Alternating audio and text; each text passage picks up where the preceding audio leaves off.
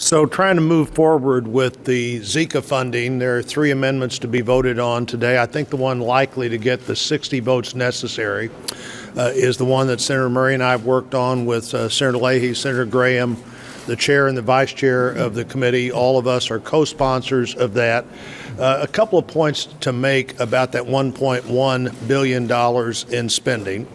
One is it really does look carefully at what the administration proposed and eliminate the things that aren't part of an emergency response to Zika. 2 buildings proposed at the cost of $85 million that clearly would not have been an emergency response to Zika because they couldn't have possibly been built during that process. A couple of other funds that could have used much more broadly than Zika. So point one, I think we have trimmed this package back to what really addresses the emergency at the time. Point two, there's money that's been spent up till today because of reprogramming. There's been about $600 million available, which is more money than would have been spent if we would have appropriated the money weeks ago, but we wouldn't have had time to go through the proposal that they made and find out what shouldn't be in there. But no one should think that spending money on Zika has been held back because the Congress is just now moving forward with a specific piece of legislation.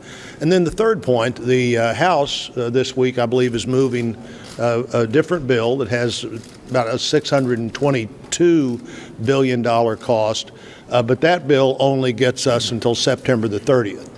The Senate bill, the $1.1 billion, gets us all the way to September the 30th next year, about the same time we hope a vaccine is available if you talk to the National Institute of Health. And of course, once a vaccine's available, this is a very different environment to deal in. Now trying to educate people and trying to do everything you can so that the carrier of the disease, mosquitoes, aren't there to carry the disease are the two things to focus on now. Once there's a vaccine, there is a different thing to talk about that's not available right now. So those votes will be held today, and my belief is that is the one that will get the 60 votes needed to further have our discussion with the House about what a final bill will look like.